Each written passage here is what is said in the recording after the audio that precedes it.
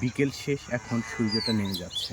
আর দুজন কৃষক খুব সুন্দরভাবে তারা কাছা বেঁধে নেমে গিয়েছেন ধান খেতে। কিছুদিন পর পর ধান গাছের পাশে কিছু আগাছা হয়, যেগুলো এই আগাছাগুলো দেখা যায় যে নিচের যে শক্তিগুলো আছে এই শক্তিগুলো তারা কেড়ে নেয়।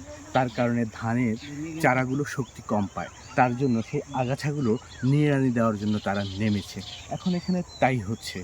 বর্তমানে আধুনিক সময়ে অনেক যন্ত্রপাতি থাকলেও তারা এখনও সেই যন্ত্রপাতিগুলো ব্যবহার করছে না। কেন করছে না জানেন? তারা এইভাবে নিড়ানি যেটাকে বলা হয় সেটা দেওয়াতে তারা অনেক স্বাচ্ছন্দ্য বোধ করেন। তাই এখনও গ্রাম বাংলার কৃষকেরা এভাবেই ধান খেতে নিড়ানি দিয়ে যাচ্ছেন। এগুলো কতদিন পর পর নিড়ানি দিতে হয়? কতদিন? মাসে একবার বাস। মাসে একবার দিলে হয়? মাসে একবার দিলে। এগুলো কেন উঠাইতেছেন? এই যে আগাছা পরিষ্কার করতে হবে। কেন পরিষ্কার করা হয় এগুলো?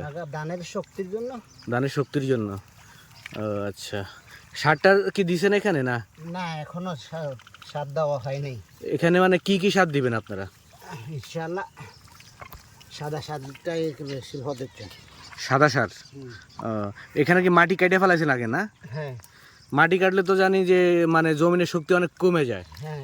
তো সেক্ষেত্রে এখন তো সার মনে হয় বেশি দিতে হবে এখানে। হ্যাঁ, এই জন্য শ্বাস দিতে হচ্ছে একটু বাড়াই, এবং একটু সারটাও একটু বাড়াই দিতে হবে। তো সেক্ষেত্রে তো খরচ বেশি হয়ে যাবে না? অবশ্যই।